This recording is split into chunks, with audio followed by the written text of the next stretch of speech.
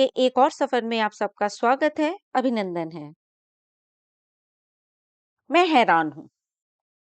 मैं हैरान हूँ ये सोचकर किसी औरत ने क्यों नहीं उठाई उंगली तुलसीदास पर, जिसने कहा ढोल गंवार शूद्र पशु नारी ये सब ताड़न के अधिकारी।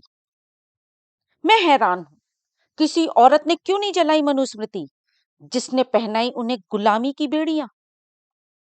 मैं हैरान हूं किसी औरत ने क्यों नहीं धिक्कारा उस राम को, जिसने गर्भवती पत्नी सीता को परीक्षा के बाद भी निकाल दिया था घर से बाहर धक्के मारकर।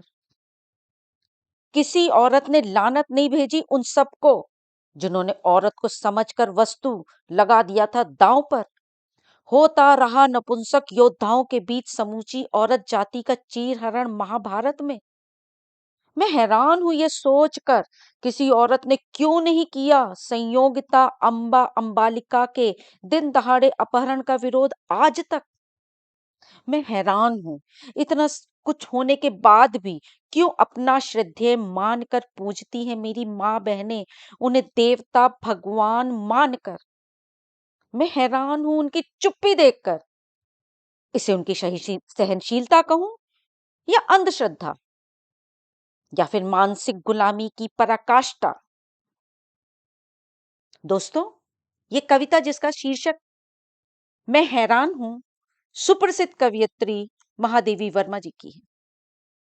बहुत कम लोगों को उनके इस रूप के बारे में पता होगा, क्योंकि वे एक छायावादी कवयित्री के रूप में प्रसिद्ध थी, जिसे नियो रोमांटिज्म भी कहा जाता है। यह कविता किसी पाठ्य पुस्तक में कभी स्थान नहीं पा पाई, क्योंकि ये भारतीय संस्कृति और पितृ सत्तात्मक समाज पर चोट करती थी।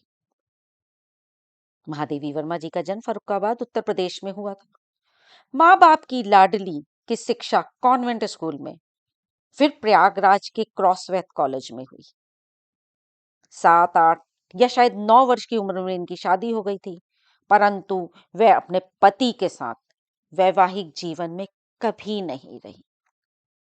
मैं जब उनकी कविताएं पढ़ रही थी, विश्लेषण कर रही थी, उनके मित्र और साथियों के बारे में जानने का रिसर्च कर रही थी, कवि जयशंकर प्रसाद, सूर्यकांत त्रिपाठी निराला जी, सुमित्रा नंदन पंत जी और सुभद्रा कुमारी चौहान जैसे दिग्गज कवियों और कवयित्री की लिस्ट मिली, जिसमें सुमित्रा नंदन पंत उनके भाई समान थे और सुभद्रा कुमारी चौहान उनकी रूममेट और बहन समान थी।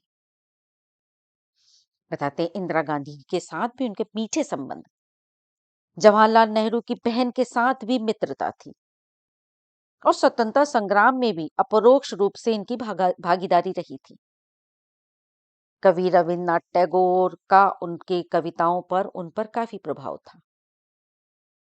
जब मैंने उनकी कहानियां पढ़ी तो उनकी कहानियों में उनके पात्रों में पशु पक्षी गिल्लू जैसी एक गिलहरी की कहानी जो कि बड़ी फेमस है, और कई ऐसे जैसे स्मृति की रेखाएं, पथ का साथी, मेरा परिवार, संस्मरण आदि कई हैं।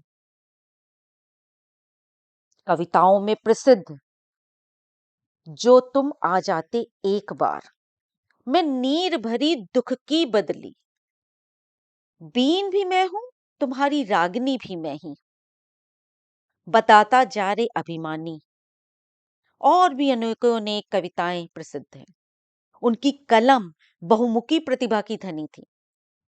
पद्म भूषण, पद्म विभूषण, साहित्य अकेडमी फेलोशिप, ज्ञानपीठ अवार्ड आदि कई अवार्डों से उन्हें सम्मानित किया था, जो कि मामूली बात नहीं है।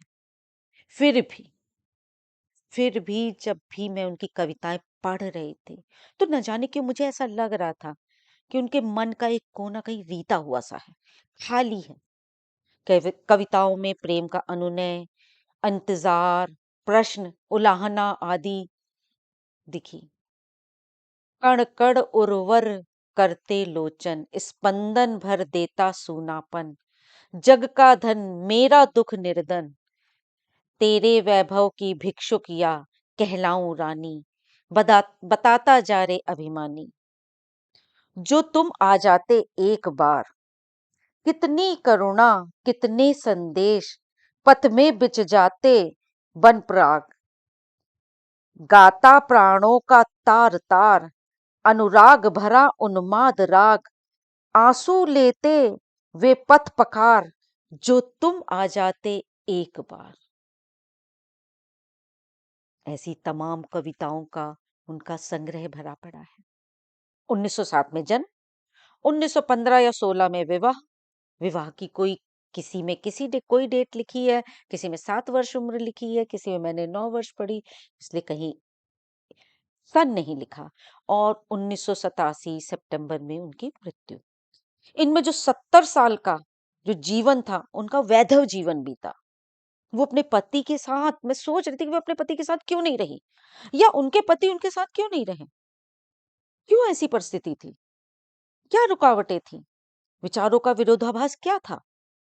इतने दिग्गज साहित्यकारों की जमात होते हुए भी उनके पति के बारे में एक ही लाइन क्यों मिलती है कि उनकी शादी स्वरूप नारायण वर्मा से हुई और वह उनके साथ कभी नहीं रही। क्यों? उन्हें पाइनियर ऑफ फेमिनिज्म कहा जाता है। उन्होंने विमेन मैगजीन चांद का संपादन किया, महिलाओं का साहित्य संसद शुरू किया, कवयित्री सम्मेलन की शुरुआत की। औरतों के हक, अधिकारों की पक्षधर थी वे। कहीं ऐसा तो नहीं कि जो उन्हें इस पुरुष सत्तात्मक समाज में झेलना पड़ा हो, या उनके ससुराल में झेलना पड़ा हो, या पति के साथ झेलना पड़ा हो, वो किसी और को झेलना ना पड़े। मैं हैरान हूं, कविता लिखने से पहले इन्हें इनके पात्रों के ऊपर अन्याय ने कहीं ना कहीं उद्वेलित किया होगा, निराश किया होगा, तभी उन्होंने इसे लिखने की हिम्मत जुटाई होगी।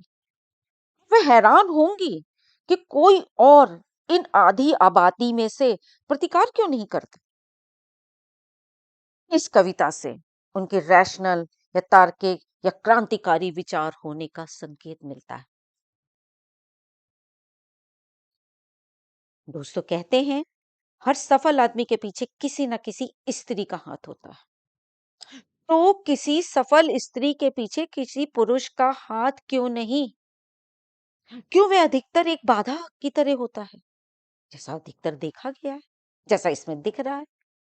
अगर उनके पति ने, ये मेरा अपना मानना है, मेरा अपना कयास है, कि अगर उनके पति ने उनका साथ दिया होता, उनके जीवन में प्यार रोमांस वाले कोने को सहेजा या दुलारा होता, तो उनकी रचनाएं मैं नीर भरी दुख की बदली की बजाय प्यार की रिमझिम हो सकती थी। बताता जा रहे अभिमानी की जगह सुनता जा रहे ओ साजन हो सकती थी। मेरे मन में ऐसे ही कई सवाल उठे, तो मैंने ये वीडियो बना लिया।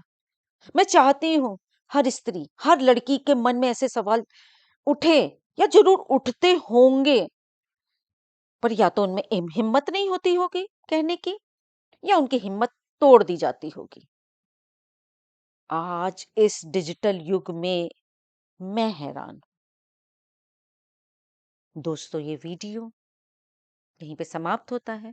अगर आपको अच्छा लगे तो इसे लाइक, सब्सक्राइब और शेयर करिए।